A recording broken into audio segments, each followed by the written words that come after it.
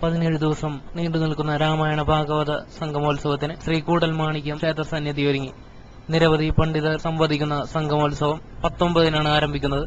വൈകിട്ട് 6:30 രാമായണ മഹാത്മ്യത്തോടെ വാൽമീകി രാമായണ നവാഹം ആരംഭിക്കും. 28-ന് ഉച്ചയ്ക്ക് 12-ന് ശ്രീരാമ പട്ടാഭിഷേകത്തോടെയാണ് സമാപനം. അന്നേ ദിവസം വൈകിട്ട് 6:30 മഹാത്മ്യ പാരായണത്തോടെ ഭാഗവത ദ്വാദശ ജ്ഞാനോത്സവം ആരംഭിക്കും. മാർച്ച് 7-ന് ഉച്ചയ്ക്ക് 12-ന് സമാപിക്കും. പായിക്കാട്ട് കൃഷ്ണൻ നമ്പൂതിരി, കാവനാട്ട് രാമൻ നമ്പൂതിരി എന്നിവരാണ് മുഖ്യ ആചാര്യന്മാർ.